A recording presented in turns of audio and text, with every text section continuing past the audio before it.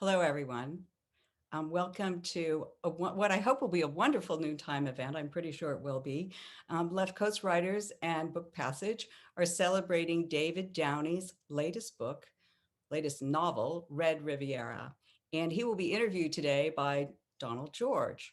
The book is from Alan Squire Publishing, and it's a really exciting mystery. I'm especially excited about this particular event because I know both David and Downie for a long time. David and Don for a long time. David and Don have been friends for I think over 2 decades. And I first met David through Don's travel section in the San Francisco Examiner Chronicle. Since then, they've both gone on journeys, long journeys, literary journeys separately, but they come together now and again. And we're very happy to be at that particular time when they're coming together. David is going to be interviewed by Don, but first let me introduce you to our guests.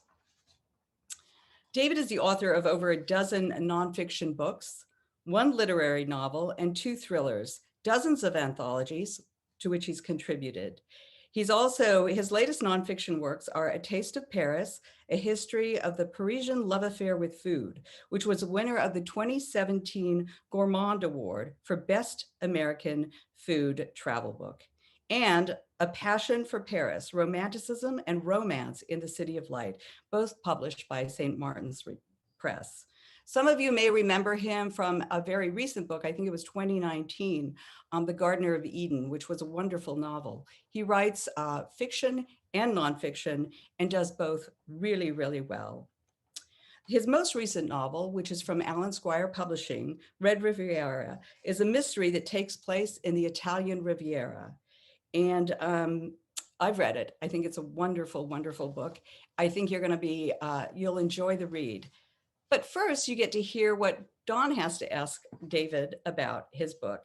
Now, Don George, many of you know, if you're from here on the West Coast, East Coast, or anywhere in the world, he is the author of the award-winning travel collection, The Way of Wanderlust, the best travel writing of Don George, and How to Be a Travel Writer, which, by the way, is the best-selling travel writing book I think in the world.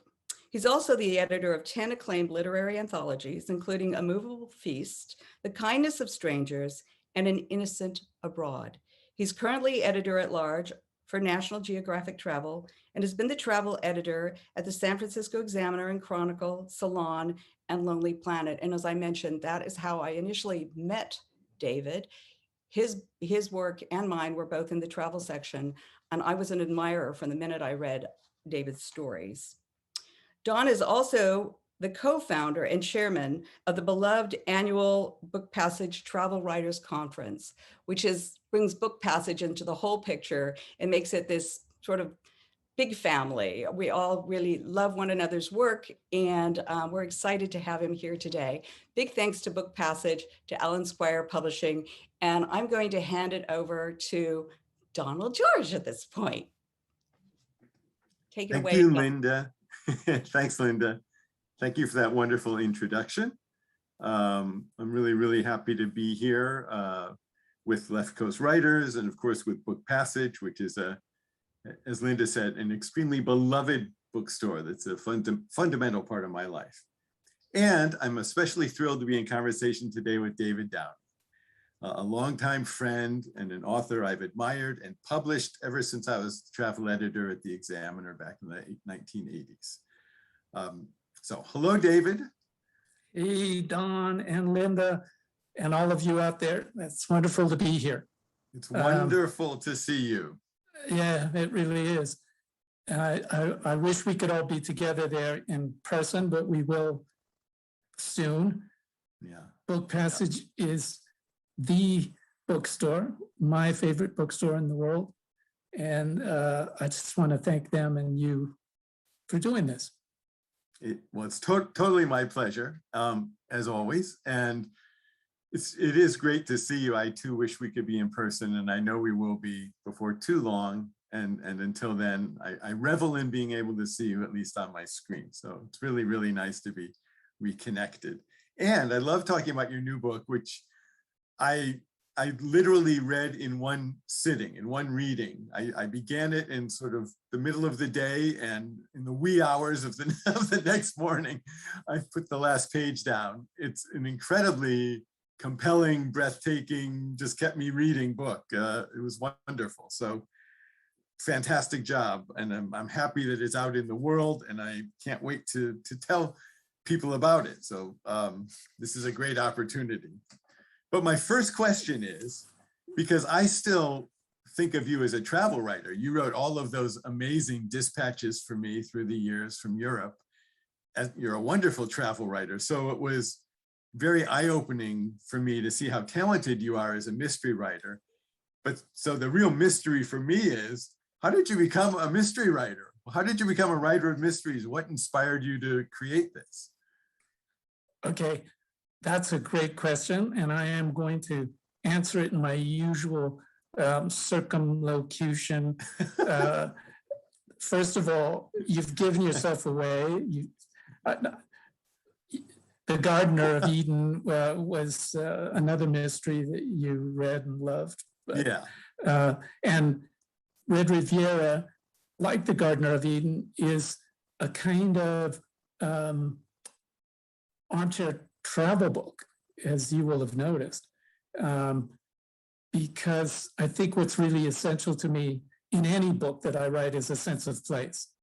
I think character development is extremely important. Action, obviously, it has to be very fast-paced, but a sense of place is really essential.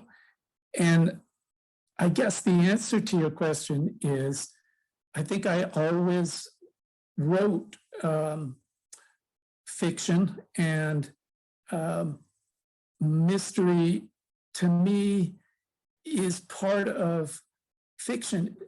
Any really good novel has an element of mystery in it. It may not be a crime novel, there may not be a murder, but you have to assume that the reader wants to discover something and is going to keep turning pages because there's something mysterious going on. It could even be in a romance. There's a romance element to this story, as you will have noticed. So the other thing I would say is that I wrote my first mystery crime novel in the 1990s. Yeah, it was about 25 years ago that it was published. So I just got very busy doing travel and food books and had to make a living. And it's very hard to sell literary fiction, as you know. And I had a great time being a travel and food writer. So I just, and one of my favorite travel stories from way back, by the way, is the one I did for you for the, was the cover story for your section on Genoa. You remember? Yeah, I remember it well. Absolutely. Yeah. Yeah. So, and that was like 30 years ago, maybe even more. Oh my God, that's scary. It is scary. It is scary. I do. I still remember that story. It was wonderful. And it kind of came out from the pages of your book for me, that story. That was... Right. And speaking of mystery, that's, Genoa has got to be one of the great places for mysteries. And I'm surprised more movies aren't shot there because it's just incredible. All those really, really old buildings and narrow alleyways and hills, and then the sea and the coves and the port and all the sleazy, seedy people, and then this glamorous, glorious Riviera on either side of it with all the billionaires and the yachts and everything. It's a great setting for any book, but especially for a murder mystery. It definitely works in your book. And I love the way you bring it to life. I mean, really, that's one of the distinguishing characteristics of your book is the description of first of all, the flowers, and then you get into the alleyways and the crumbling buildings, and there's so much atmosphere. It's fantastic. But I actually wanted to ask you, first of all, about the character, especially the character of Daria Vinci, the protagonist, and how she came to life for you, and if she's modeled on somebody or how that character came to fruition for you? Well, I'm going to answer by asking you a question. Do you recognize someone, because there's someone you know pretty well, who served as a model, at least in part, for Daria Vinci? You don't have to say who it is. She and I have been married for about 35 well, I years. wondered if perhaps if perhaps photography was a passion of hers, but yeah. So, but I mean, all fictional characters, I think, at least in my case, are modeled in part on real people. They're like Franken characters, right? You take bits and pieces from different people, but then they have to make sense as humans, as real people. And it's very difficult to play Frankenstein's doctor and stitch them together and then get the electricity going. And I would say that there are probably 4 distinct women I know and respect who inspired me. There's one Italian woman in particular. She's older than Daria Vinci, but when I first knew her, she was Daria Vinci's age, meaning late 40s, around 50. And Daria looks very much like her and has a bunch of her tics, like the tic where she's always going like this when she's thinking, and that's from a real person. So yeah, Daria is kind of an homage to very smart, very strong, but also very feeling Italian women who often have to struggle all their lives in this incredibly chauvinistic, paternalistic society with the family, the family and the need to produce bambini and everything. And if you don't, then somehow you're a failure. It's changing, but certainly we're old enough to remember when this was really the mold that you had to struggle to break. And so Daria Vinci is a person who has had a very interesting and difficult life, in part because of the sudden death of her father. And so just when she's going to become a doctor, her life is kind of turned upside down, and she decides to become a policewoman, for the Italian equivalent of the FBI. And she's a bit of an avenger figure, I would say, which makes her more interesting because she's not angry or embittered, but she's got a program. She's got things that she wants to make sure happen in life, like respect for the law. That's basically all she believes in, is respect for the law. And I will stop talking in paragraphs in just 1 second. But I think I also wanted to create an Italian inspector who isn't cynical or corrupt. And, I know a number of carabinieri. I don't know anyone from Digos, from the FBI, Italian FBI.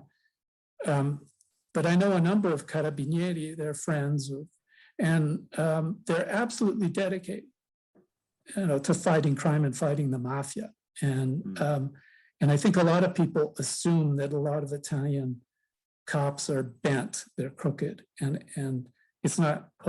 That's not true. When you came up with a character like her, do you kind of flesh out the character before you start writing the book, or does the character flesh herself out in the process of the writing? Even like the tick, for example, do you, before you even write page 1, do you say to yourself, so one of her things is going to be this tick that she has, or does that kind of organically come out? Yeah, I think you give me much more credit as a writer than I deserve, because what happens is the characters take control, and first of all, where did she come from? I don't know where she came from. I mean, I don't know why I created her in particular. And then all of the characters in the book, when I tried to get them to do certain things, they rebelled, just like my wife, and they wouldn't do it, but they didn't pay attention and they just went and did something else. And I have a good friend who's an Italian novelist. He's like one of the most popular, best writers in Italy right now. And he and I have talked about this, and the same kind of thing happens to him. And it's just a question of control. It's like, let me get this leash back on these characters because they're starting to run wild. And I know Alexandre Dumas, who wrote some of his books, some of his own books. He had a whole factory of people writing them for him, as you know. But he had a way of doing it. He would write a kind of very rough draft, and then he had tin soldiers. And he would set up all these tin soldiers and horsemen and whatnot and move them around. And he lived in terror that his maid would come in and move something around. And so but I can't do that. I'm not that organized. I just sit down, and then Daria develops a tic that she acquired from this woman who's been a friend of mine for 35 years. And it always fascinated me because she's a very handsome woman in a slightly Picasso masculine way, I guess, but very good looking woman. And when I met her at first, she must have been, 35 or 40. And she had this way of standing and talking and holding her head and touching her lips and it was not affected at all. That was just her. And so, that's what happened with Daria. There's some of the other characters are really closely drawn to people I know or knew because they've now passed away. Wow. Well, you may have just answered this next question, but I was also going to ask you about the plot and sort of just how you come up with the plot. Is the plot sort of formulated in your brain and then you start the book, or does the plot change and evolve and transform as you're in the middle of things?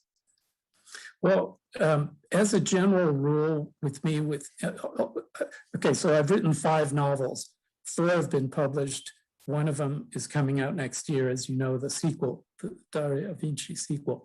And so far, and then there are probably a dozen in the drawer.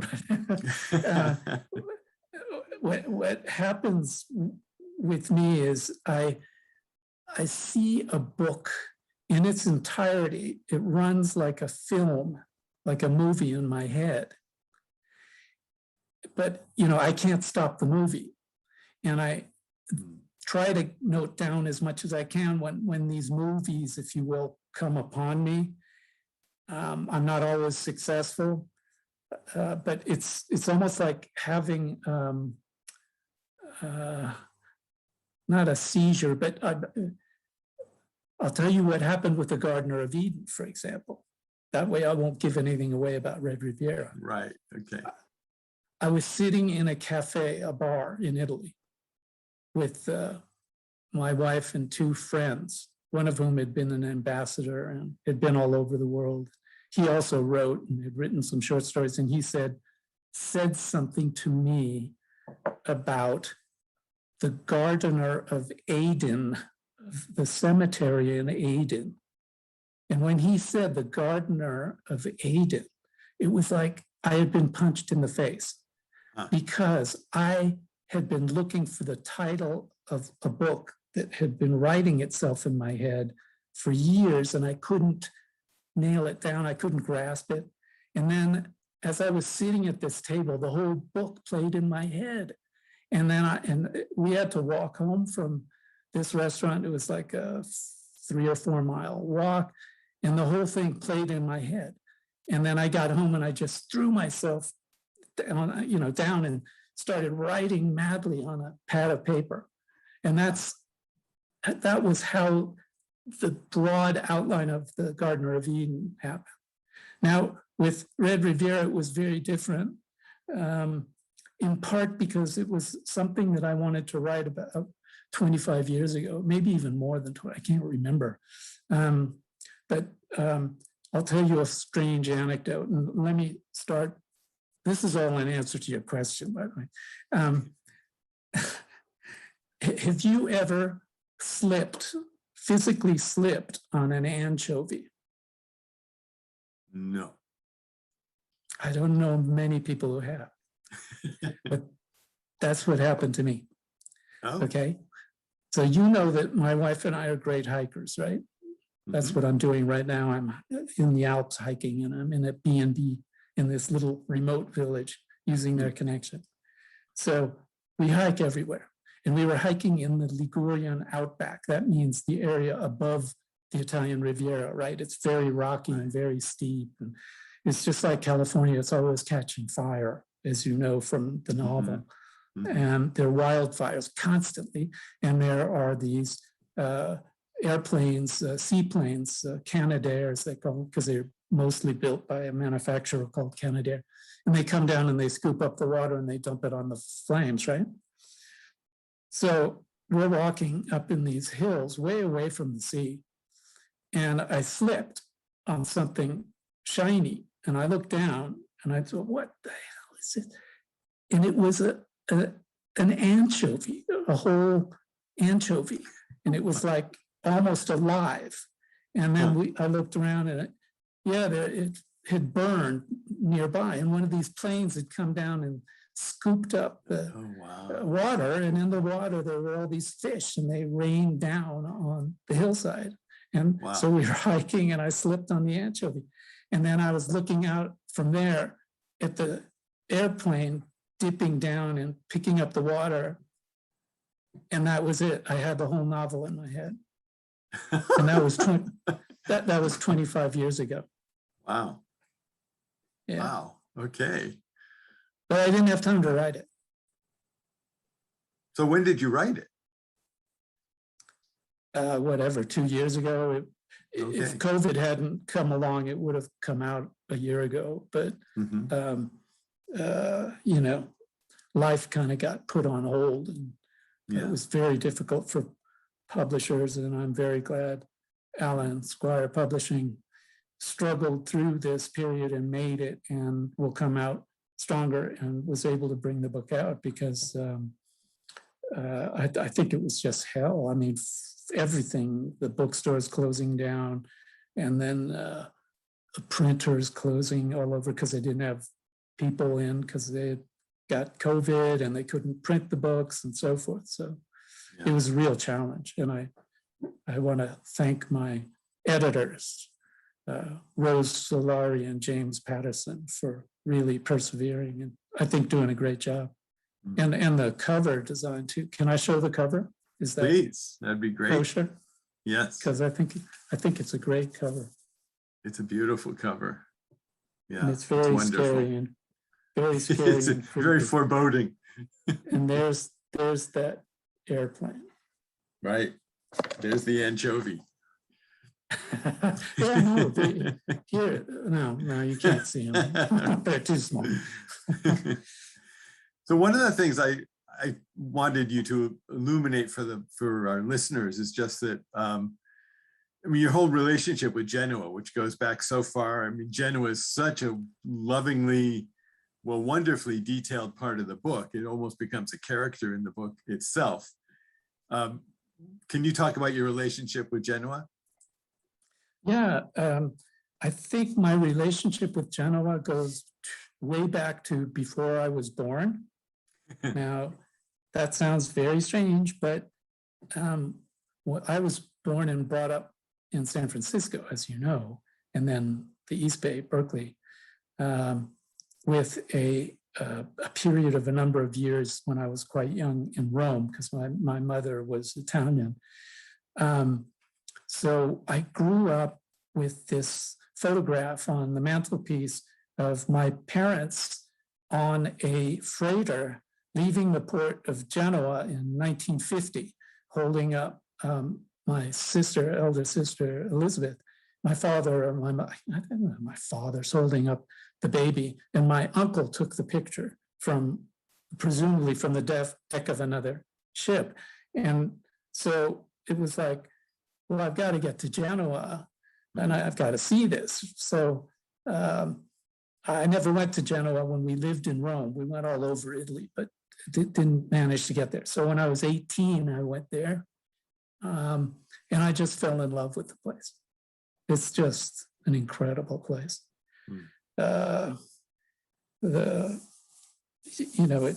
It's pre-Roman. The Romans came and had to subdue the natives who were there, and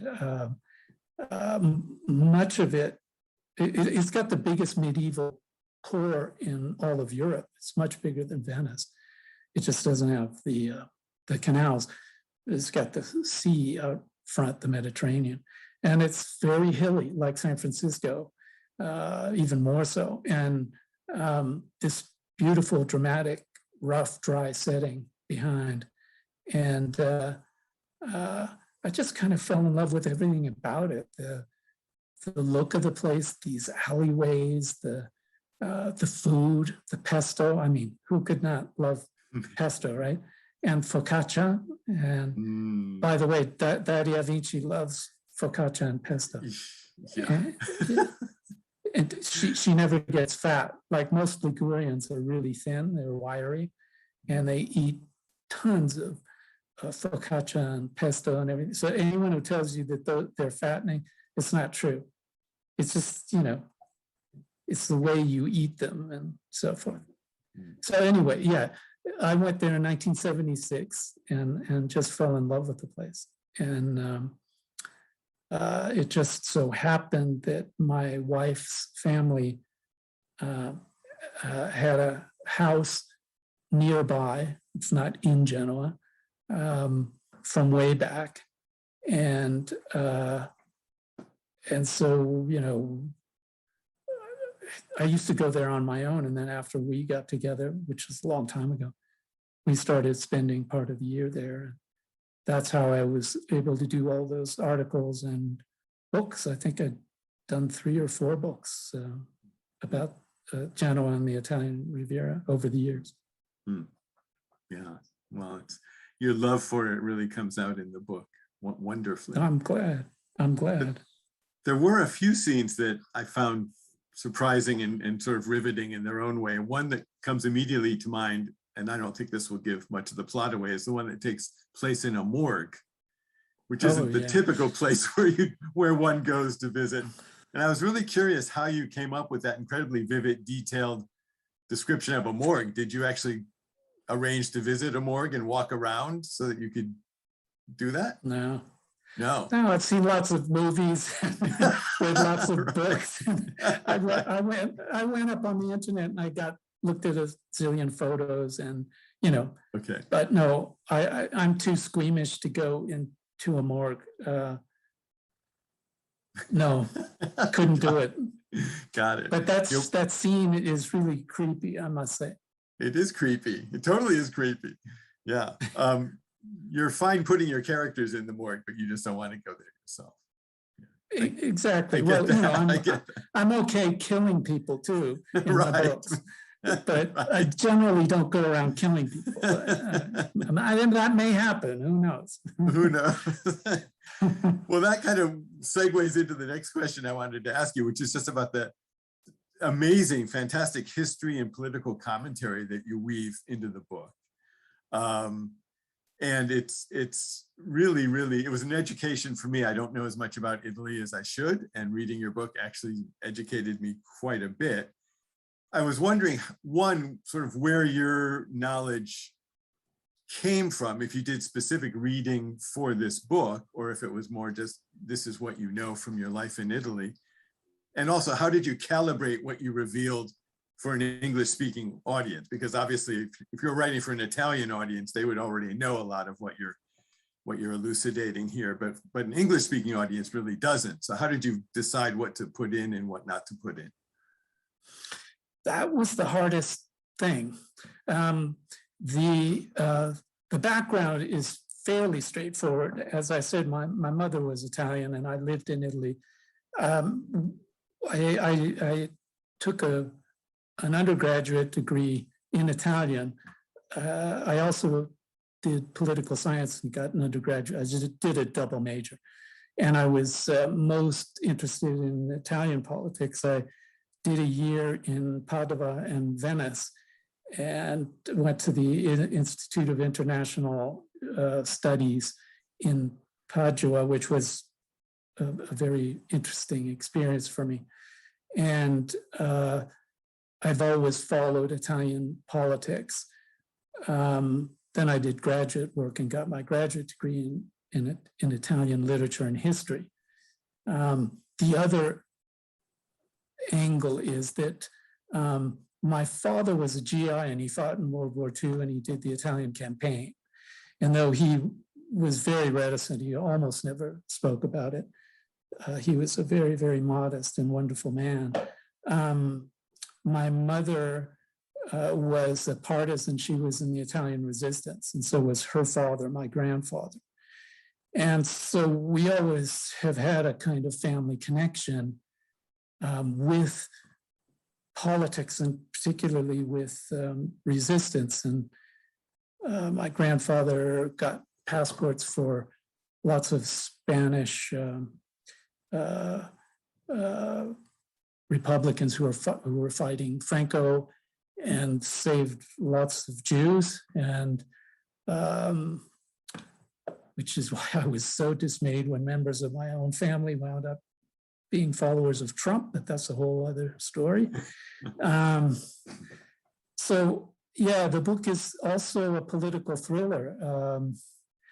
It has a lot to do with the war and the horrible things that went on in World War II that are evoked, and the very, very, very, very long memory of people. We have friends, I won't name names or give direct identifications of people, but we have one very dear friend who just turned 100, or maybe 101, 100, I think. In any case, she experienced a lot of the things that are in this book. And we've heard stories from her and from others. Unfortunately, most of the others are now no longer with us, but the memories of the absolute horrors of the Nazis and the fascists that took place all over Italy, but especially in Genoa, are still very fresh. Now, obviously, I didn't see the war, but my mother did, and my father did, and my grandfathers, and my whole Italian family. So it was something very important to me, and it sort of lives on in me, which is a very strange thing. They talk about generational trauma and whatnot. Mm-hmm. Well, I swear to you, I've often felt like I was actually there and lived through some of the things that my mother would tell me when I was growing up, and happened to her or her family or friends in the war. Mm-hmm. So that's where that came from. As to how to present it to an English language audience, an American audience in particular, that was the real trick. That was very, very difficult, and I had to go over it and over it. And my wife and some first readers were very helpful and said, you know, this is getting to be an awful lot of history right here. Why don't we stop it here? And so then I stopped the chapter at that point and, you know, cut some things out and moved them around. And I put some of them in blog posts that are coming out on my website right now. So if you want to read some things that hit the cutting room floor, because, you know, and they were too good to get rid of entirely. So I'm turning them into blog posts. Excellent. Excellent. Well, I think you did a brilliant job. I mean, at least for me as a reader, it was not overwhelming, but it was super interesting. So I'm grateful. I'm really for that. Glad to hear that. Yeah. Yeah.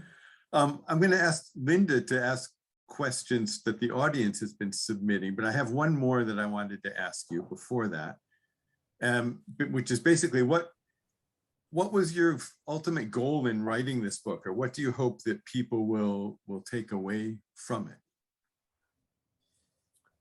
Oof. Well, I think in all of my writing, even my travel and food writing, I always hope that the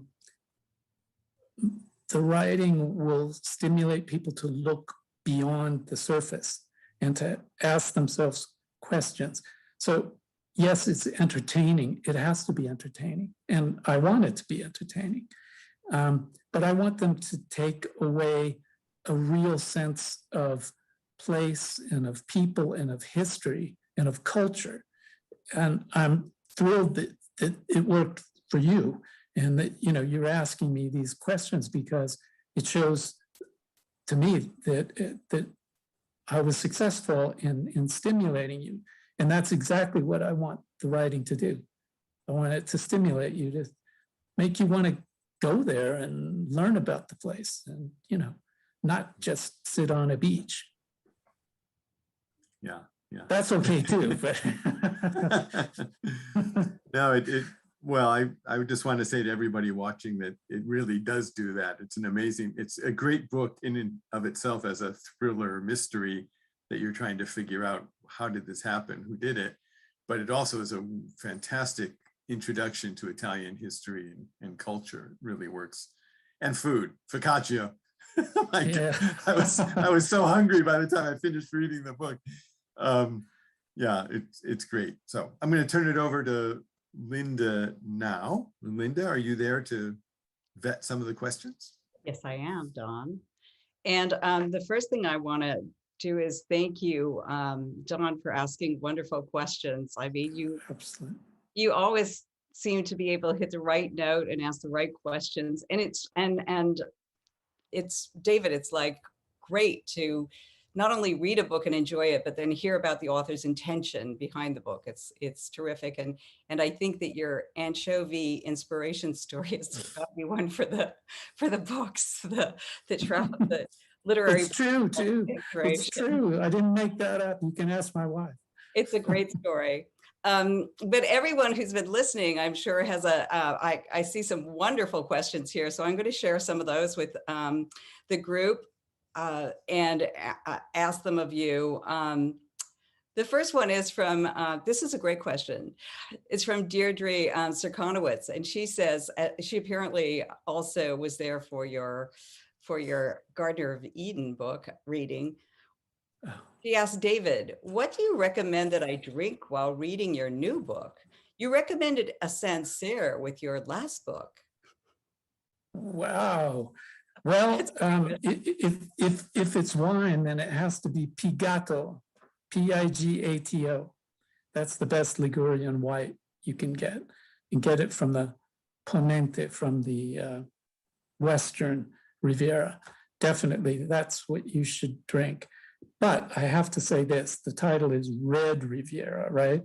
And in theory, Daria Vinci prefers red wine. So I'm not sure the Ligurian reds aren't that great. I would go for something, how about a Pinot Noir from somewhere in France, like a Burgundian Pinot Noir? She would like that. Great recommendations. I hope everybody's writing those down. So the next question, oh, and by the way, David has done apps about Italian food and also about Paris. So I think he's an authority on that as well. So the next question is from Maria D, who asks, does Allison have any input into your scenarios? Do I have any choice in life without Allison? I mean, that's the real question. Allison is my first reader, everything I do, and she's ferocious, I have to say. So input, it's more than input. I mean, yeah, she's definitely there. The funny thing is she often doesn't recognize herself in the books. Well, that's probably a good thing. I mean, Daria is formidable, and I think Allison is too. So I was surprised to see that she was the inspiration, but now that you mention it, I can see where that came from. Well, I mean, that's too simple.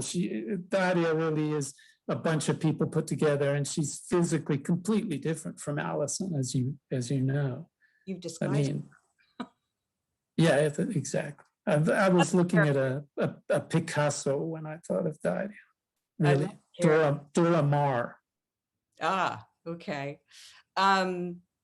So now here's another question. This one is from, everybody's asking really terrific questions. This one is from Chad Lu Choi, who says, ho from Trinidad and Tobago. David's revealed 2 instances where these complete stories have lived in his mind for many years before he wrote them. How important is that as part of this process? In my case, I think it's extremely important. I don't know about other writers. I don't think there are no formulas for me in writing, so I could only ever talk about my own writing, and much of it is a mystery. But the process of having something macerate or mulch, if you prefer, in me and my gourd for many years seems to be important. The sequel novel, Daria Vinci novel, is called Roman Roulette, and it is based on events that occurred over, about 12 years ago. So I had to sit on that one and think about that one for about 10 or 12 years before writing it. So clearly for me, that's part of the process. As I say, for other writers, it might not be. The funny thing is that these things can mulch in my head for years and years and years, and then bingo, it happens. And then I see the movie and it just runs in my head and I've got the whole thing. And of course, then I practically have a heart attack because I'm trying to capture it and get it down. Wow, that seems really wonderful that you have this relationship with your muse. And I have to ask a question. I mean, if these books are macerating, I think that's a great word to describe it, over the years for you, how do you not go a little bit crazy having all these ideas bubbling around there? I mean, do you have partitions in your brain? You know me, Linda, I am crazy. Well, that actually answers a lot of questions. That's the simple truth, and it's getting worse. But yeah, the older I get, and I suspect, although of course you never age, but Don, who's now a grandfather, might understand. The older I get, the more I feel like one of these systems where you're living simultaneously on a bunch of different levels, right? You walk down a street and you've been there before, and maybe you've lived there, or maybe you just visited, and your mind is reeling back to when you were there in the 1970s or 60s or whatever. And then you're there right now and you're thinking about the future and you're inventing a story for yourself. And so you're living at the same time in all of these places and times. And when I'm working on a book, that's what happens to me. And I kind of stumble around, and I'm often not very communicative. I think it must be very unpleasant for my wife and friends sometimes, because it's so intense and you've got all these things going on in your head and you can't share normally the way you normally would. You can't interact. So I think that it is really a form of madness. But I think most creative people are slightly cracked, don't you? Yes, actually, poetic frenzy is really important. But whatever, yeah. I mean, you write beautiful poems and novels yourself, so you know you must have a similar experience. Well, sometimes I wake up in the middle of the night and I have to write things down because, and sometimes I don't even sleep. And I know you probably have the same issues where. Yeah, I rarely sleep. Well, it can become challenging when you have a lot of things popping around in your head. And absolutely. Yeah, and in your case, many of them are really dark, like those corpses in the garbage bag. We mustn't give anything away now. I'm not. I'm just suggesting that there might be some really deep and dark information. Do you want to know where? I'll tell you where the corpses in the garbage bags came from. I'm not sure I want to know. Oh, boy. No, I'll tell you where in real life, Oh, what gave me that idea.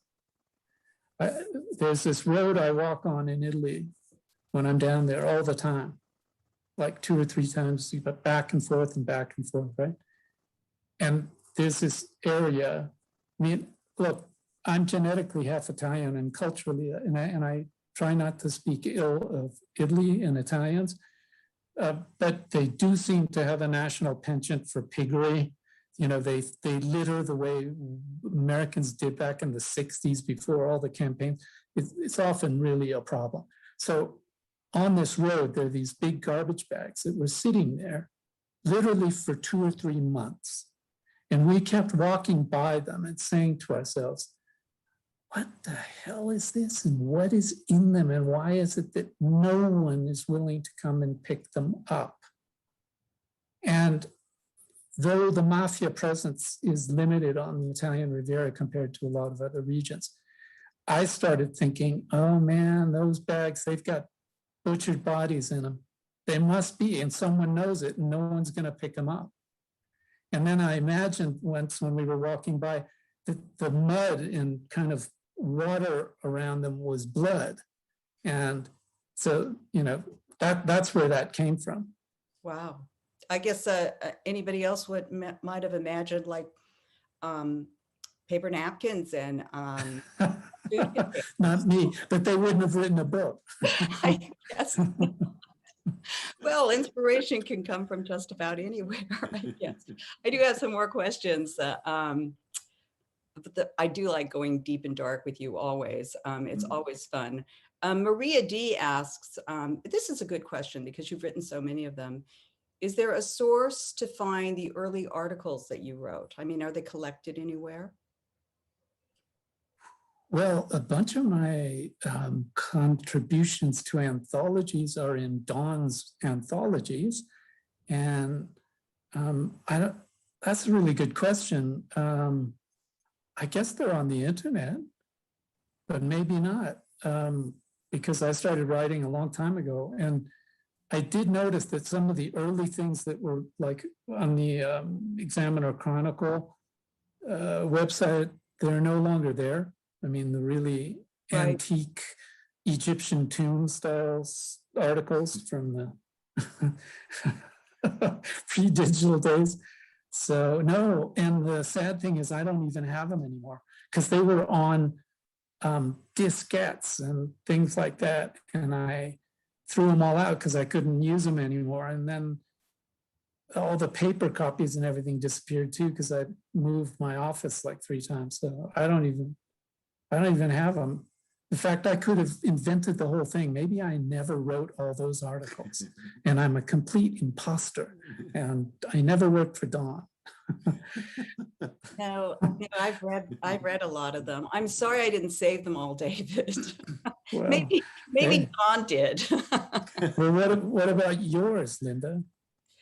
Well, I've saved a lot of them. I did do a considerable amount of archiving and I would recommend that to anybody. I mean, mine don't go back as far as yours, David. But Well, of course, you're much younger. I do try to save them. I try to make sure that, and now they're collected in another ASP, as you know, collection. Many of them are in the collection from ASP. And I think you could easily, have a collected, an anthology of or a collection of your works. I think it would be really wonderful. That would be a great place for people to find them because some of them are magnificent articles. And I'm assuming that a lot of your work is still in print, your books, right? So people can find them online or buy the book for $1,000 online from someone. Yeah, some of them are extremely valuable. I wish I had more copies.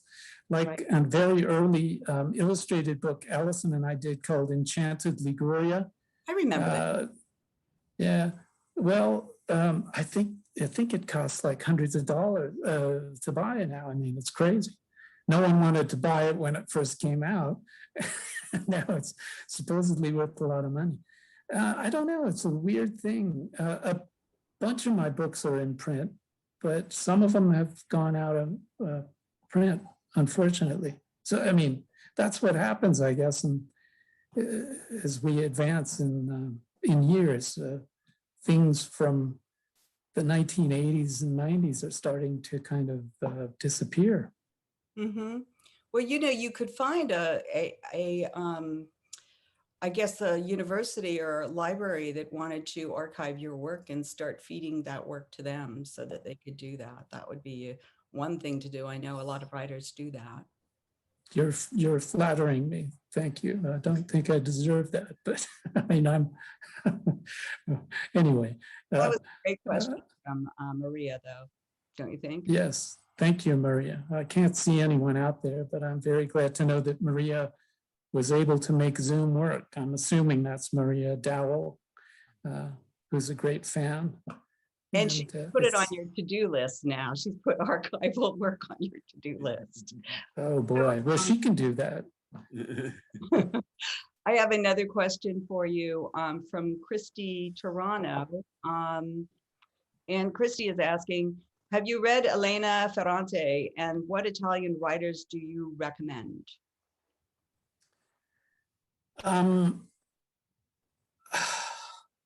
Okay.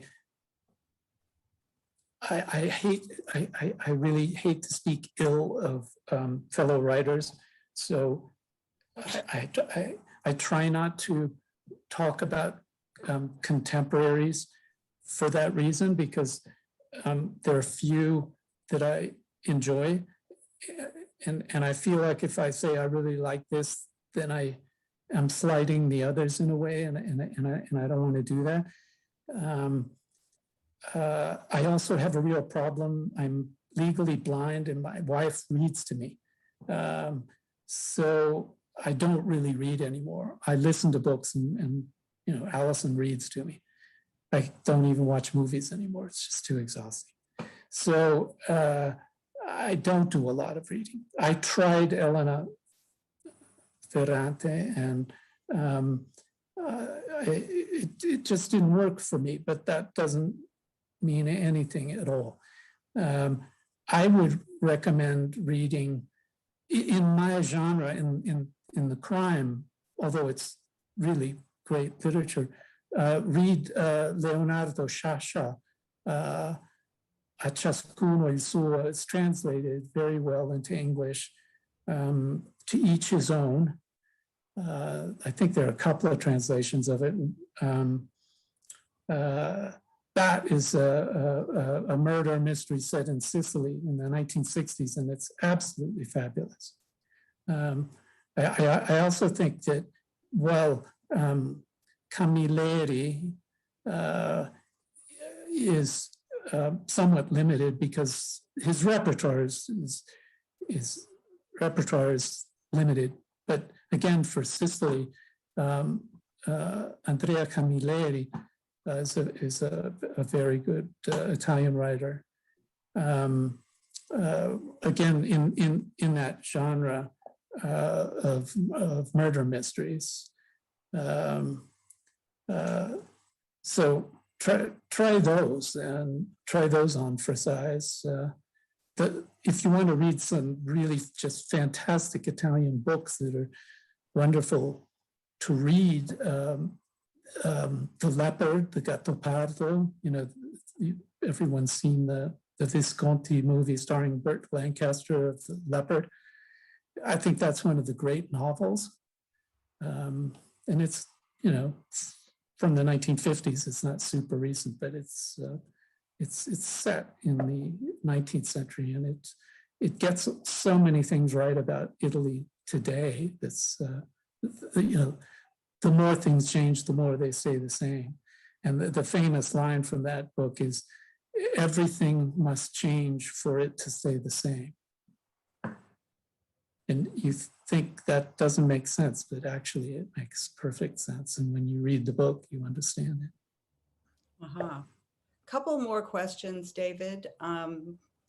not to keep you too long, but I was just wondering, you write so profoundly about the Italian culture. I mean, not just place, which I think you really do a beautiful job with, but also also the history and the politics of the culture. So I'm sort of wondering, do you have are there a lot of Italians who have read your book, and what the Italian reader thinks? I know they're not reading it in Italian at this point, but what do they think of your book? Have you gotten feedback from Italians on the book?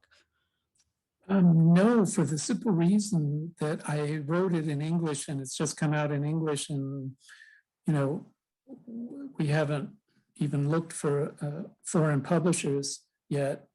Partly because of COVID. Again, nothing could happen last year in the run-up to publication. No, I'm trying to think. I don't think any Italians I know have read it. An Italian American who lives in Italy and has lived there for the last 30 or 40 years, and she enjoyed it and gave me some very good feedback. But otherwise, no. It's a good question. I'll be very happy to know what Italians make of it when they read it. Yeah. I think they'll be curious as to why I took a notoriously right-wing organization like DIGOS, the Italian FBI, and created this Avenger character who works from within, and she's anything but right-wing. And her sidekick is also extremely progressive, Lieutenant Morbido, who looks an awful lot like me, doesn't he? He's very, very large and likes to eat and drink. Another question, and this is my question, and it's just from something you said. I love the Marquise in the book.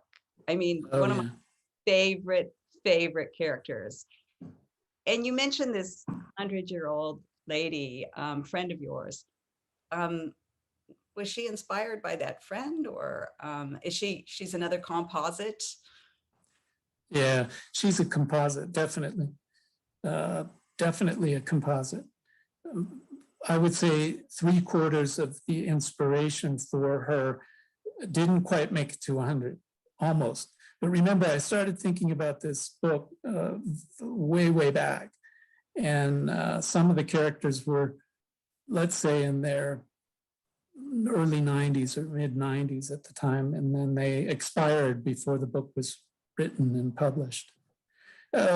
Same goes with the former Spitfire fighter pilot, the former spy and all of that. That's very closely drawn based on a real character. Mm-hmm. And I was hoping the book would come out while he was still alive, but he didn't make it. We didn't make it in time. Oh. Just a matter of months too. Oh. So, but yeah, anyway, he had a very good and very interesting life. Just want to say that the women in your book are particularly inspiring, and I really enjoy the main character, and as I said, that 100-year-old Marquise. We have one more question, and it is from Rose Solari. Hi, Rose, who asks. Hi, Rose. Who asks, and this is a great way to close the Q&A here. What might we expect from the next Daria Vinci mystery? What a great question.